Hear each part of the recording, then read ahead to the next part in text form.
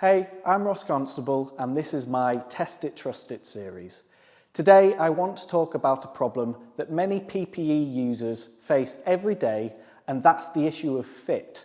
I briefly mentioned this in previous posts, but today I want to delve into why fit is such an important aspect of PPE and some of the challenges often faced in industry. It should be obvious to most that having the correct fit when using PPE ensures that you're being protected. You wouldn't wear safety footwear that's a few sizes too big.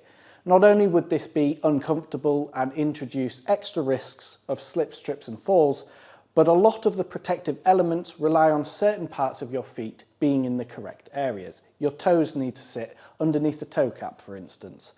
So why is it then that other types of PPE are not treated in the same way? There are lots of reports in industry of workers being issued PPE such as high-vis trousers or overalls and jackets that simply do not fit. Often they're too large or not designed to accommodate different body types. The problem here is this creates additional risks to the users.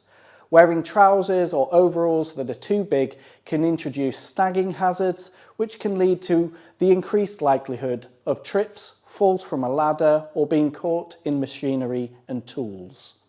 More widely, this can cause morale issues with the affected staff.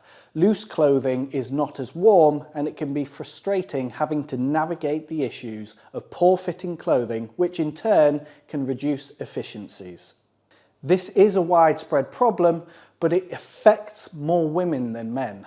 Inclusivity of PPE is hugely important in tackling this issue, all the way from specifications in standards to design of PPE and purchasing. Getting it right at those stages ensures the problem doesn't reach an end user. These days, it's not okay to brush the issue aside with phrases such as, "It's PPE, not a fashion show." Having the correct fit ensures the right protection is being granted. Anything else can be seen as negligence. For certain types of PPE, adequately training staff in proper fit and performing regular checks is vital. Face fit testing of respiratory protective equipment and checking the fit of hearing protection are two examples where getting it wrong can have permanent damaging effects. But this can be applied to nearly every type of PPE. Remember, sometimes it only needs to go wrong once, so why take the risk? If you're an end user affected by this issue, please challenge it. There are plenty of options that exist on the marketplace, so availability is not an excuse.